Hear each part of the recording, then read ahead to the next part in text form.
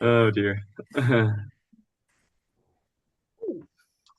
Okay, so welcome, whoever is welcome, whoever is watching us right now.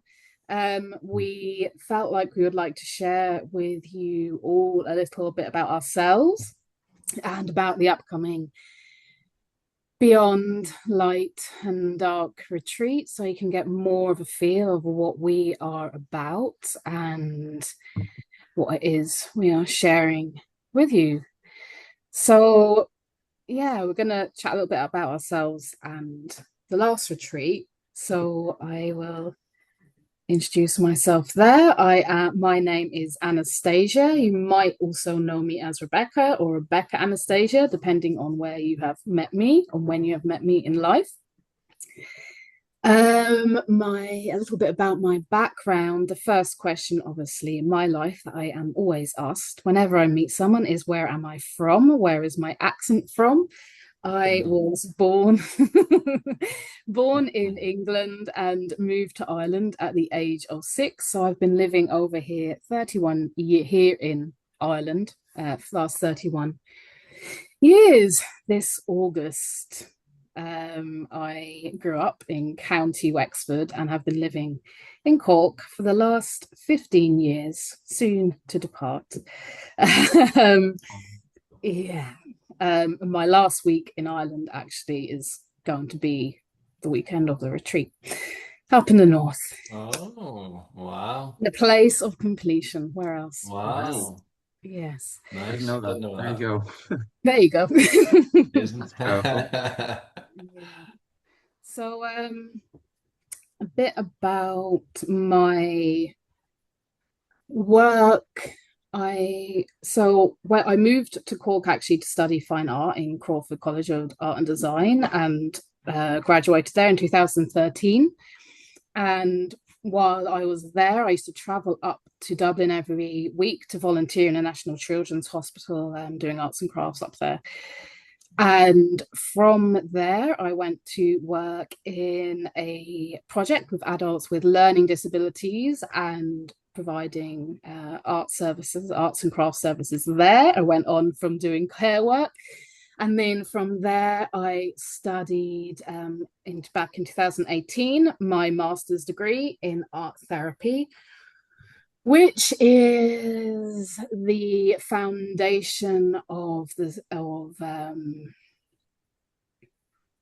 space that I hold, or created the foundation of the space that I hold.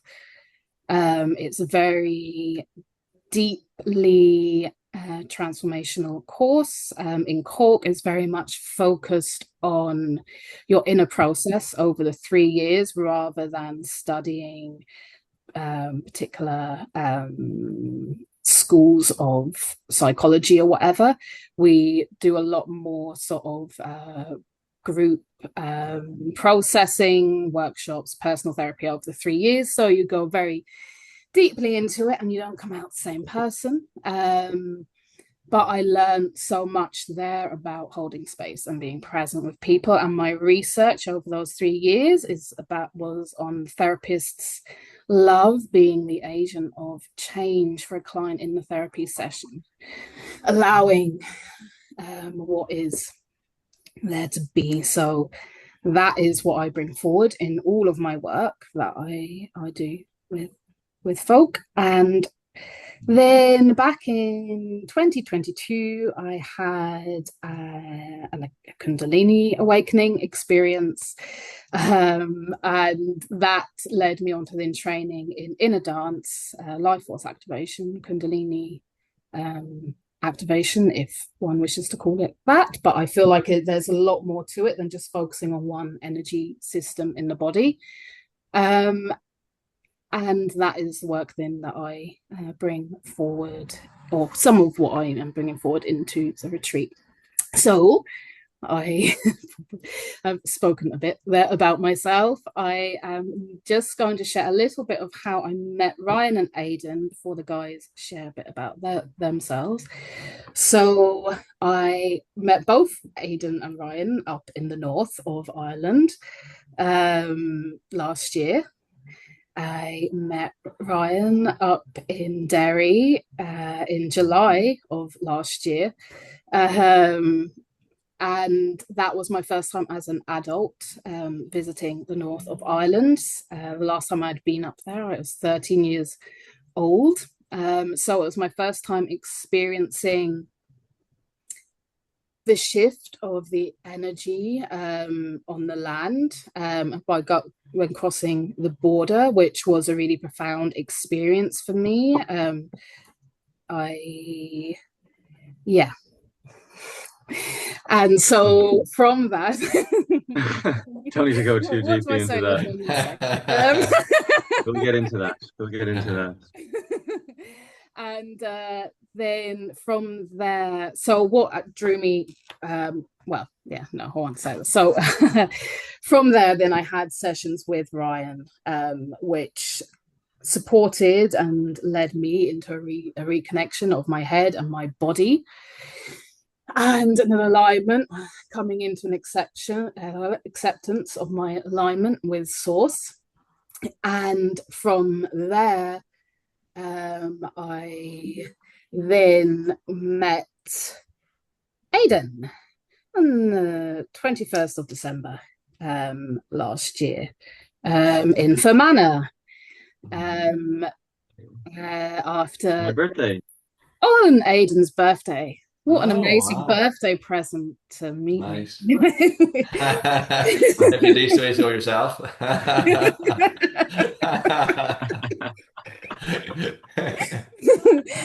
mean, like how appropriate for Beyond Light and Dark that like it's the solstice, green stuff Yeah, is when I met you at the actual like the darkest time when the darkness kind of Yeah, reaches its yeah, deepest depth, and yeah, then the light starts to come back from then. yeah, I love yeah. that. That is amazing. Yeah. And yeah, so I just want to quickly share as well then that on my journey to Fermanagh, that day that I also had an experience of coming into union with my inner masculine and inner feminine, which maybe I'll share more details about that up in Fermanagh. Da, da, da. So Wow. I will leave it. And so, yeah, maybe I'll start with Ryan if you want to share there, and then right, Aidan. Sure, yeah, thank you, Anastasia. So my journey started back in 2006, and I've go into the whole of it, but I was a marketing manager, and I just went through a number of really traumatic experiences over a very short period of time, and I went to a healer who then started psychically attacking me and brought in so much darkness to my life, and I just felt my whole life coming in around me, the depths of depression to the point where I had no hope at all, and I felt like darkness had control of my soul. It wasn't even a matter whether I lived or died after, and it was just like what was going to happen to my soul after I died. And there was then a series of what I feel was a miraculous events that was able to help me shift my perception and also to bring in hope because for a number of years I literally had no hope and felt there was no way back. And then after that, I started volunteering for a homeless charity, and I also started to write a book because started to discover different modalities and ways to shift my perception. And as I was doing that, I was transforming my life, but it was also waste. Hold that closer to the camera and you can actually see it, can you? I just say, oh, there we go. Yes, there you are. Right book. Yeah. So the book is called You're Already Free. I started writing it in January 2010, and it was originally going to be called How to Transform Your Life in 30 Days because I wanted to have to learn how to transform my life. And in doing that, I would be able to write about it. And as I started to help others and I was realizing I was helping myself and putting these things into practice, my life started to begin to transform. And then ultimately the message that came through to me was you're already free. And that is the essence of my work today. And it's about that you don't actually need to do anything. It's about a stripping back. And a lot of the work is sort of like coming back to what you already are and almost a process of undoing. So I continued volunteering for that charity and they ended up starting to work with them. And then we started working with refugees and asylum seekers. And then in 2021, I left with another colleague and we started a new charity called Starting Collective that works with refugees and asylum seekers. And that's a massive part of my passion, but I'm also really passionate about the journey back to self and this work because I know how powerful and transformative it can be. And we are just talking before the call there about how some people had said they had really transformative experiences from some of the simple yet profound exercises. And I like to have things that are both simple and profound, but also that you can take away and then use yourself. Because for me, on the journey, it has been about finding ways to take my power back because so much of society is teaching us to give our power and autonomy away to other people. And the process of coming back to our own sovereignty and our own divinity is rediscovering that we are sovereign divine beings and we actually have all that we need within. And we don't actually need to get anything. It's the essence of that you are already free. It's the undoing and the letting go of all that you're not. And so yeah, I'll maybe pass it on to Aidan and then we can talk about like some of our experiences and what we brought to the workshop and what we're going to bring to the next one coming up in July. Yeah, Mm. thank you. Thanks, Ryan. Thanks, Anastasia. And just to say to viewers, I actually am reading the book. You're already free That by wasn't just a Ryan. marketing ploy then, no. Just No, printed off the cover and he just we didn't just prepare this before the call that like, oh, you should have the book ready. I literally am reading. It's amazing. It's fantastic, and it's like it's a pleasure to know you, Ryan, and pleasure to know you, Anastasia, and you're Thank both you.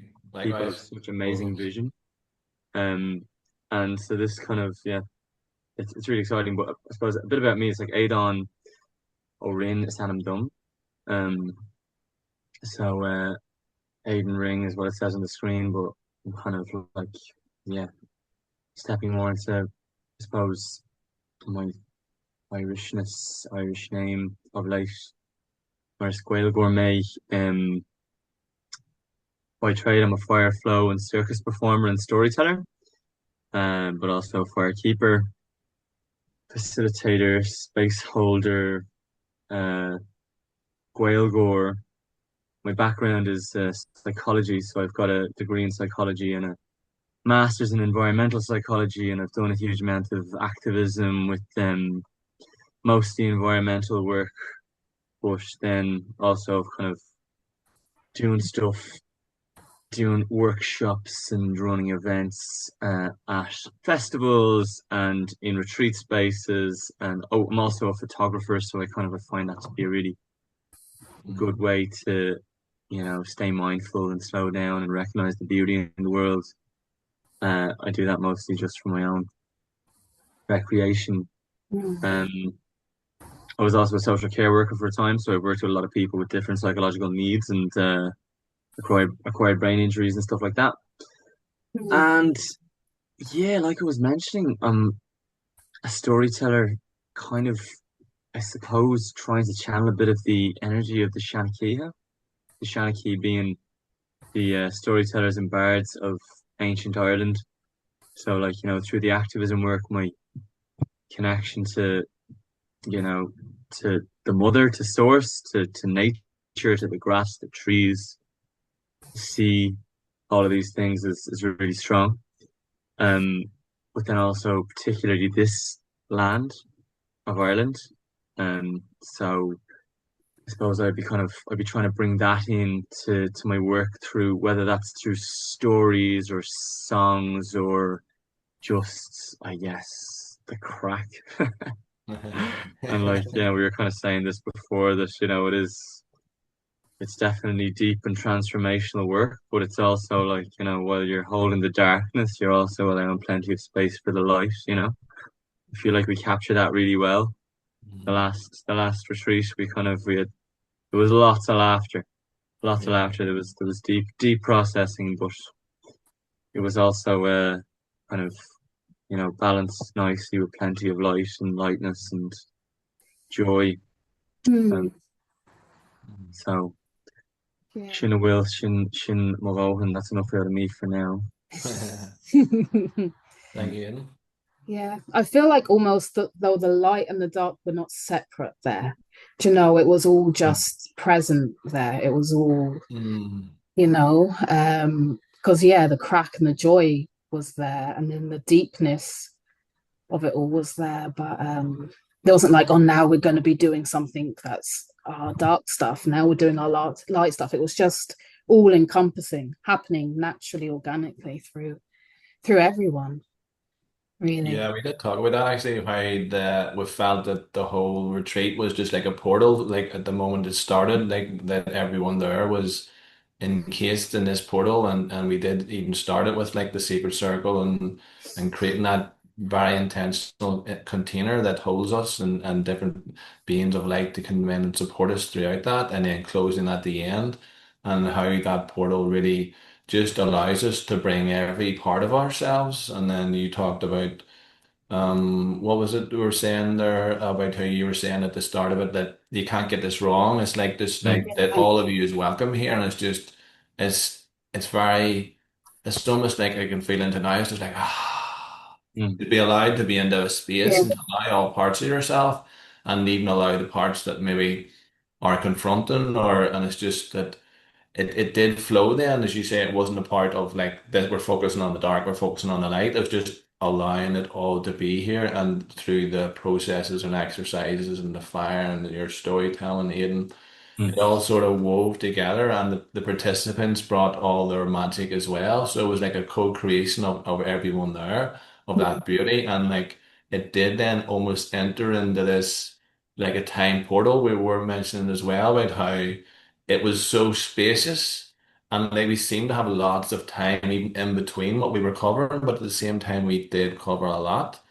And then we mm. were saying how on the second day, I was just like, God, it feels, we felt so close, but you also felt that we've been there for like about 2 days. So yeah, it was beautiful. Yeah. Mm. I almost felt like we were living in the myths, so as well. Like we were Yeah. thoughts, we were characters within the myths, like with the storytelling Mm. of what Aidan was sharing.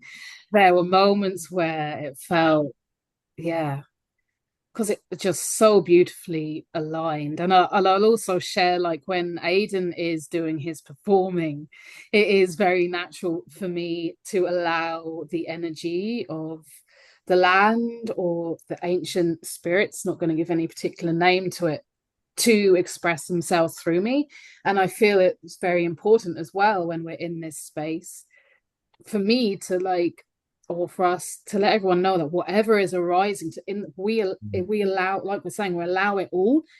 And that means if at a moment you suddenly want to scream, or you suddenly want to get into fits of laughter, or say something that seems unusual, like it's totally acceptable. It's all Mm, completely, like we're saying, like you cannot get it wrong. You're not out of your Mm. depth, because we're in this field, quantum really field together, Mm. where mhm, everything that is arising, it's going to resonate with someone else there. If it's authentic, if it's true, it's going to resonate. And when we're more and more allowing that authenticity, the vibration of that is like melting away what isn't. I mm, think that's just so powerful.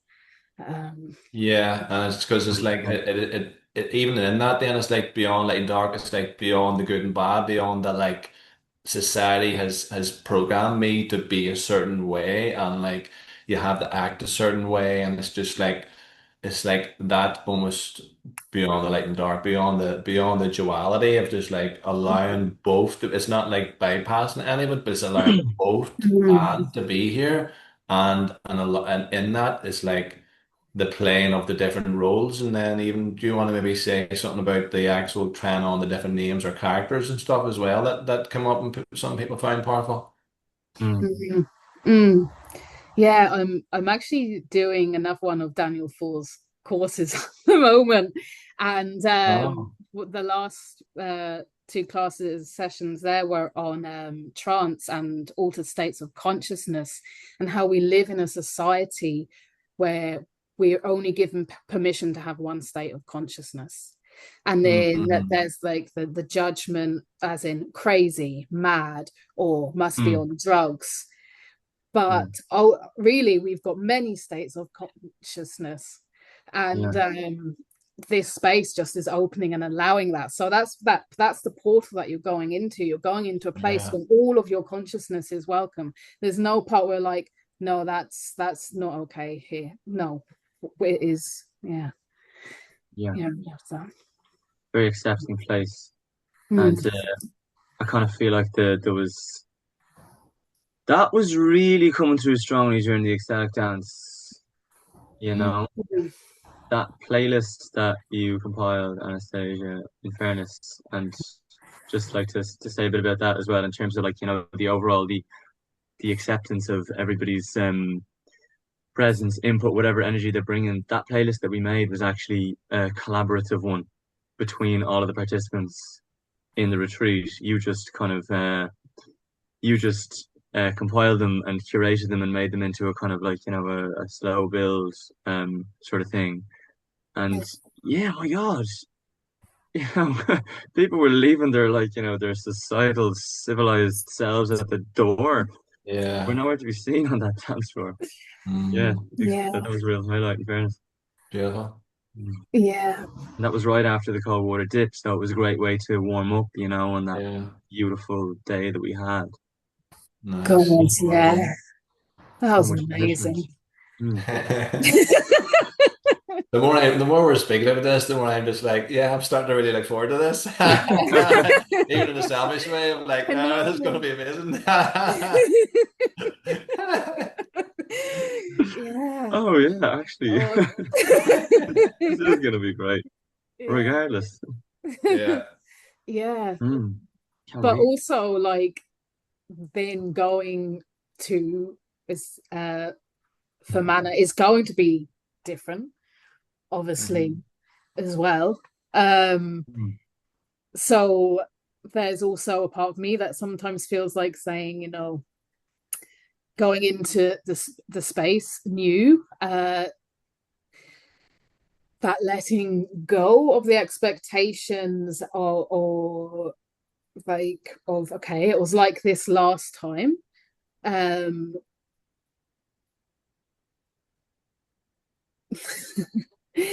to be present and allow whatever is going to come up this time. And yeah, I'm just really excited about Mm. us going over doing over the 3 days and the 2 nights rather than the 2 days and one night, even though most definitely didn't feel like that. Mhm. Um, and starting with the dancing. Well, Mm. opening ceremony, which is so potent anyway. Um, but then starting with the dancing as well. Mm. Like with what you're saying there, Aidan, about how just completely let go and go wild. Yeah, 1000%. Because we're all just human beings at the end of it. Like we're all just these flesh and blood animals that have, developed the capacity to, think of themselves as civilized. But that's kind of, it's a ruse as much as the kind of, the illusions of separation that we all cling on to, like, the separation between light and dark, or men and women, or north and south, or whatever it is. Mm. Um, that they're just kind of illusions. And I mean, I suppose like just reflecting on the fact that we were down in Cork for the first one, and it was so stunning and beautiful, beautiful piece of land, really just kind of Yeah. pulsating with life, And I haven't visited the land that we're going to in Fermanagh yet, um, but I've heard amazing things, and I kind of like I personally, when I'm thinking of like the whole thing about the Irish versus, Northern Irish versus, borders versus like, tensions, Catholic, Protestant, urban, rural, Dublin versus the rest of the country. So it's me, I'm from Dublin, it's that's Balliol Cliame, I'm a, a Dublin man. Um, I just kind of like, I feel like I always remind myself that the land doesn't recognize any of that nonsense. Mm, mm. These are kind of just these are these are our uniquely human issues. The birds when they're flying across the border don't worry about visas. Um, and so I'm just like I'm feeling like us three, like I'm a man, Irish speaking man from Dublin. Ryan, you were from No Northern problem. Ireland, born and raised, and Anastasia from like you're ostensibly a blow-in, but who's lived in Ireland and made a home here, but you still refuse to adopt our accent. I'm wondering like what on earth are I we have Irish doing? blood. What are we trying to do here? And I think it's like it's a really we have this like I'm delighted that we're doing it across the border. I'm delighted because I'm fascinated to know what comes up and to know like how we can hold these questions, and maybe, see what healing we can bring. Yeah. And I actually, for me, I feel like there is so much healing available for people who live in the south of Ireland, because I live in the south, so I can't speak people in the north, from Yeah. going over the border, going to the north and just being with the land there. So much happens, and like it's an expansion of your consciousness because you become aware of things that you would not have been aware of before. And I do feel there's a lot it has a lot to offer. I feel like I know like what we're facilitating and what we're bringing is going to be amazing, but I feel like even for people from the south, just just going and being there, that in itself is going to be transformational. Um, Hmm. I yeah, I truly know. Oh no, that's how I feel. Mm. I don't know anything, so I can't say that. But yeah, um, Just trust, guys. yeah, Anybody listening, just do like one of our participants, Sai. If you're listening, Sai, respect for you, brother. Just never done anything like this before, and just said, you know what, the hell with it. I'm just gonna book this retreat, and came and had a really powerful experience. So it's kind of like, yeah, there is a letting go and trust and kind of yeah, diving into this kind of work. and it's natural as well to experience. We say resistance, but then someone might be like, what even is resistance? What do you mean I'm experiencing resistance? Wait, what is resistance? But like, it's natural to maybe have fear arise or doubts, or even at first get an excitement to go but then shut down and be like, actually, if you're about to go through a big if you're about to go through transformation, you're about to let go of something that has been an important part of your identity for you, maybe your whole entire life, that doesn't want to go, even if it's blocking you from living a fulfilling life. It's served you in some way, and there's going to be, yeah, it's so courageous when people make that choice to come. I mean, and I know like with the last Beyond Light and Dark, like so many people have mentioned, feeling that before booking, that Mm. like this this nervousness coming up in them, but for them it was a sign that I have to do this. And I know then for other people it was like, oh, stay away, which is fair enough as well. Yeah. But yeah, and even like with bookings received that I'm receiving now, I have already held someone who didn't come to the last retreat, through that stuff that was arising for her, and the a lot of fear, but now has shifted into excitement. So if you are feeling called but feeling kind of iffy about it, get in contact with one of us and ask us what we to just listen actually about your listen to your concerns.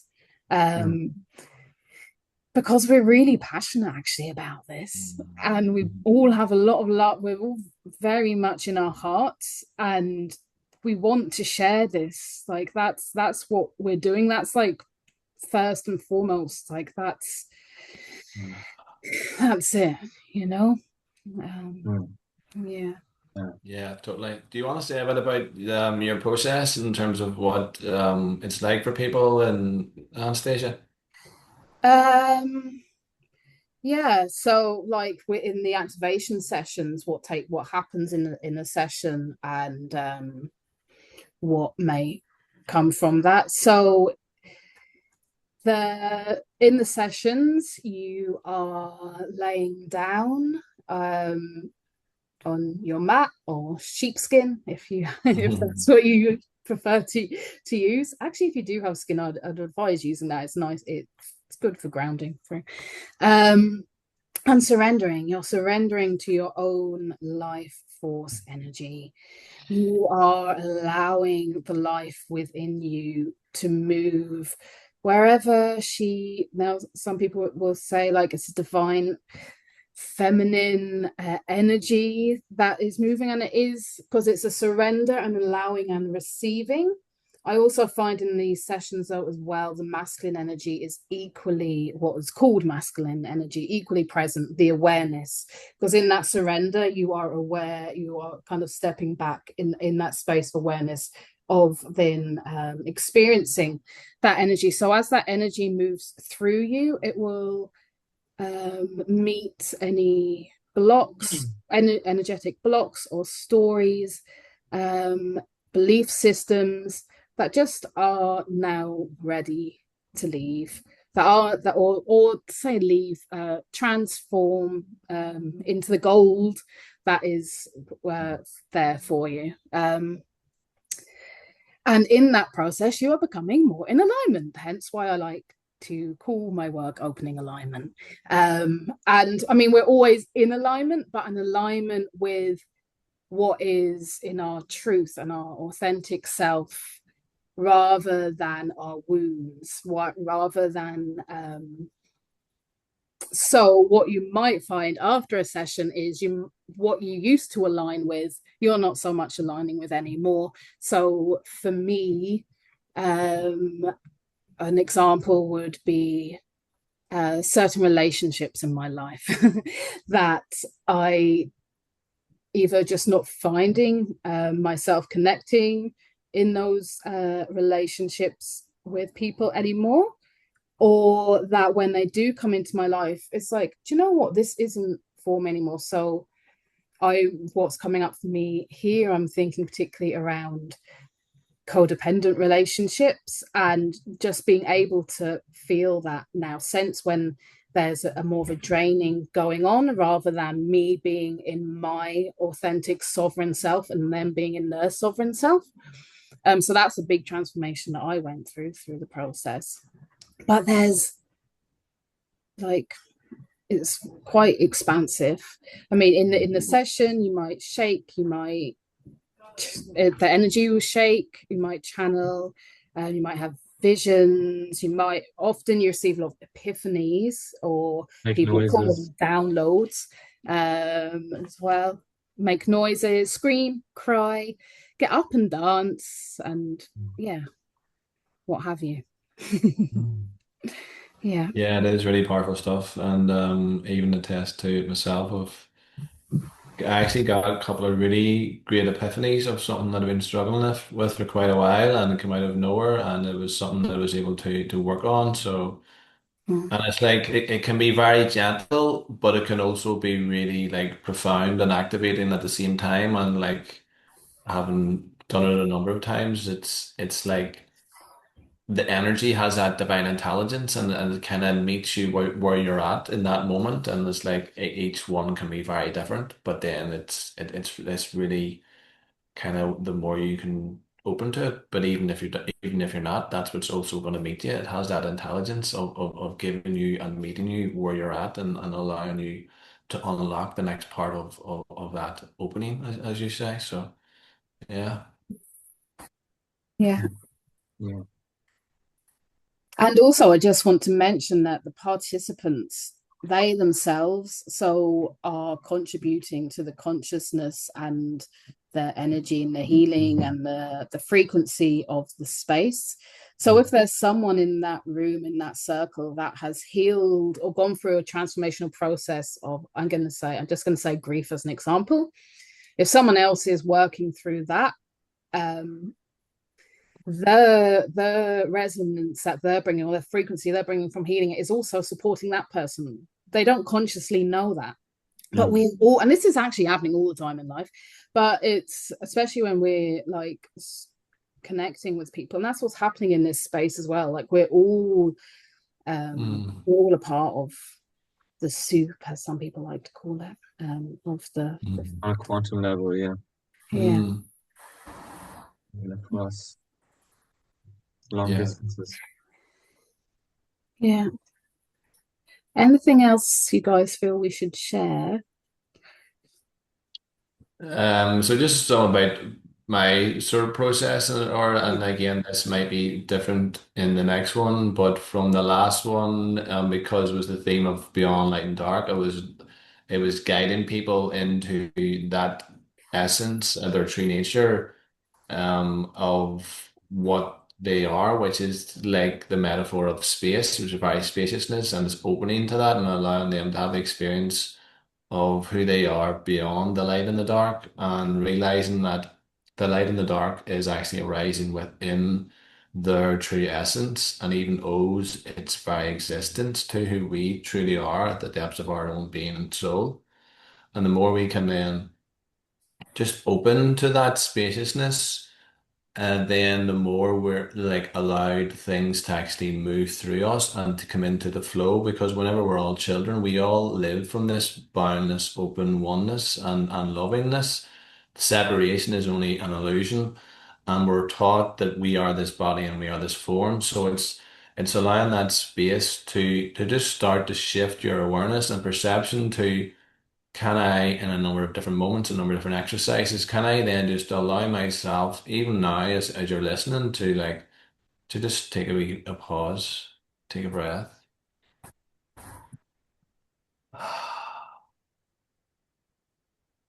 And even as you look around the space in the room, can I start to identify with the space that is around me, the space between my thoughts, between the words, between my feelings?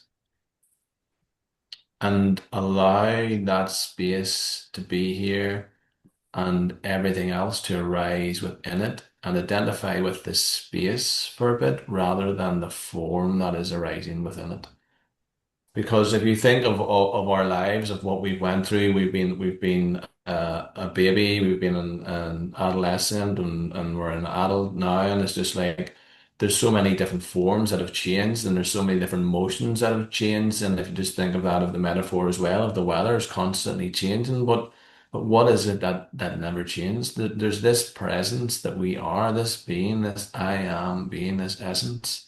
It never changes. And it's re-identifying with that.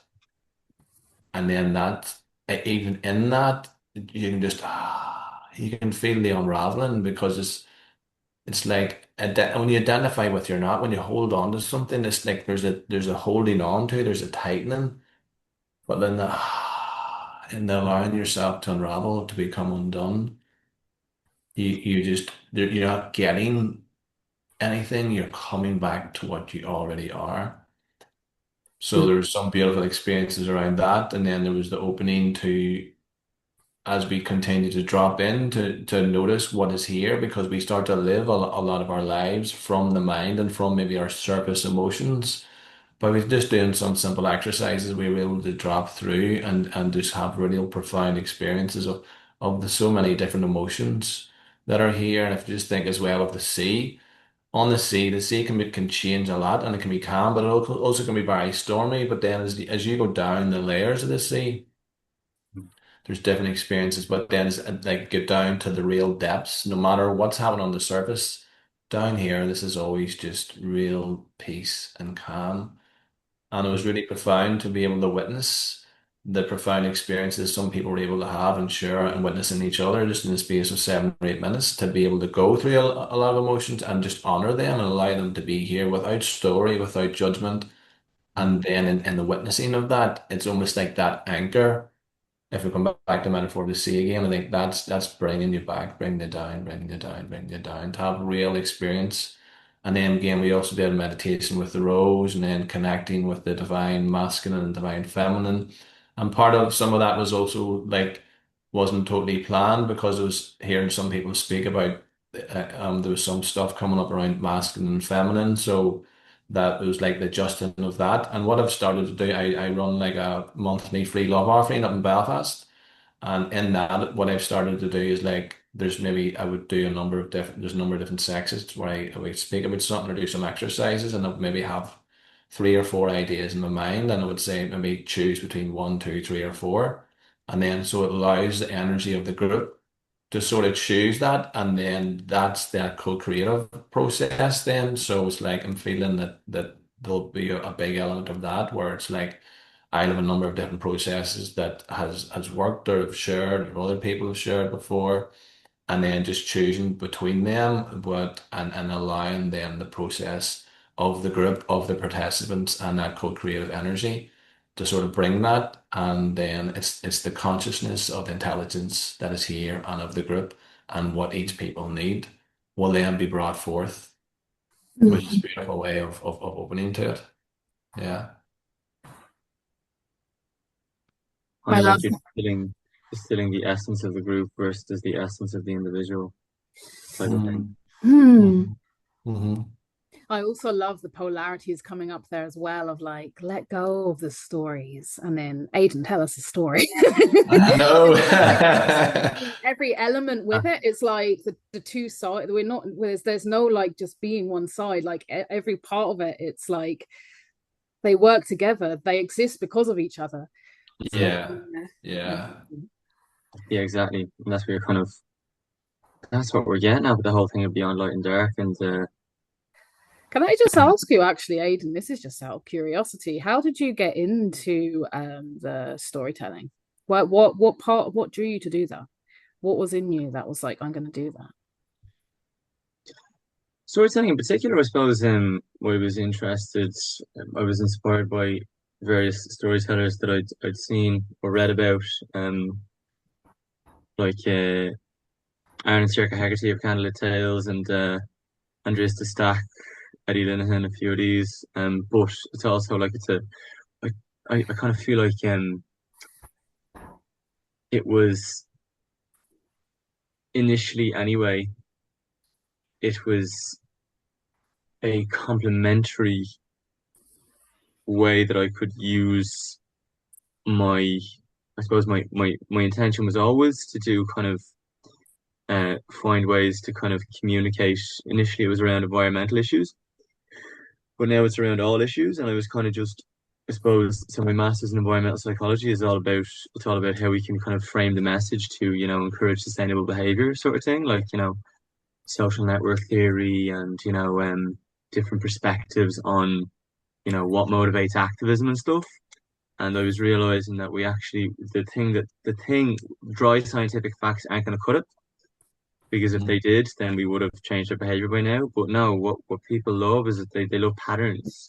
We love to like feel like we can distill meaning. We love to feel like we're in control through meaning. And so like, stories, that's why stories are so popular. They're never ever going to, go away. We're always in this evolutionary form of our species, we love stories. And so then I was kind of like obviously really curious about Irish culture. And so was kind of like, oh yeah, I wonder what our myths are about. Turns out Ireland has one of the richest tapestries of mythology of any nation, and for a country its size, it's remarkable. And then I was kind of like recently, actually, I'll just kind of share because I'm riffing on this now. that I've had some questions come up about, like really trying to examine and explore what these myths mean to us in modern times, you know, Mm. and like whether or not we need to completely reinterpret, the time or the stories of Cuchulainn and Ferdia, um, Amergan's prayer, what the Summit of Knowledge actually means to us nowadays in a world of like environmental decline where, there aren't, there's not even a fraction of the amount of salmon in Ireland, sort of thing. So like, going at those kinds of questions, what it kind of means to us in modern Ireland. But um, I love using the element of fire because I'm a fire performer. I love using it to bring it kind of more to life because you can't really, and I don't know that you should act out the ancient myths. I think it's kind of an oral tradition, but like, Mm. how can you take an oral tradition that evolved around the fireside and make it more, bring it to life? And I kind of feel like, fire performing is a kind of dancing it into being is maybe a way that kind of just feels like a logical next step. Yeah, and it's feeling it's embodied then. You're presenting the story in an embodied way, and Yeah. that is profound in itself. Mm. Yeah, and I love how you weave the storytelling in with the fire performing and the Irish mythology, and it really sort of brought us on the journey. I actually felt that we were there with you, but also like you captivated us, but you brought us back in time as well. Like, and it was just that the journey that we were all on from the other processes and then coming out to fire and then going on that journey together. It's like we were all going on like sort of these different journeys, but coming and then coming back to ourselves. And like even for myself, it was beautiful to be able to connect more with Irish mythology and just different like stories. And then I like that idea of like, can we retell them for today? Like, yeah, Mm. no pressure in, but I wonder is that something you could bring in July? Thank you for saying that, brother. Appreciate it. Yeah, totally. The journey. And So, let's see what we can come up with. Yeah. Brilliant. and something else I just want to add in here is actually about the aftercare after the retreat. Um, Now, this is something that I bring in because I feel it's really important, and people are going through a transformation. It is a transformational process to know that there is support afterwards, and being held in a group for 7 days afterwards on our WhatsApp group gives people the opportunity to share things that are coming up, as well as like I open a group 7 days prior as well, and I hold the group in prayer. I don't follow any particular religious group. It's not that's not the type of prayers that I be praying. More connecting with yeah, the earth and our mother of our origin, but also to just say that after that group closes, after those 7 days, that Ryan or myself are available for holding sessions. If there's stuff coming up that needs to be worked with, I still work with Ryan. I still having sessions with Ryan, and yeah, I highly recommend that, if that's needed. Yeah.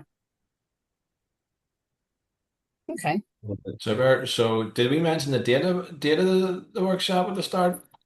No, we didn't. That might be an idea.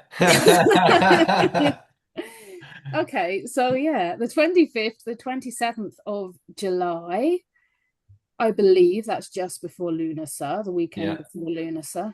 Mm. So yeah, 3 p.m. on the Friday we'll be starting and finishing then 6 p.m. The accommodation is in beautiful cottages by, Lovely. can you pronounce the word for me? How do you say lock? Loch Blenny? Not Loch Blaney, is it? Loch Blaney? No, Erne. How do you say that word? Oh, Ern. Ern, Okay. Ern, Ern. Ern. Because yeah, I didn't know if it Ern, Ern, Aye. Ernie. Probably It's like is. It Loch probably is Ernie. based on some Irish words that's been changed. Yeah. Yeah, Aaron or Era, something like that. But yeah, yeah, stunning. Yeah, it yeah, really is. yeah. And so the link is, well, actually, do you know what? I'll put it with this video, and it's also on my Instagram page.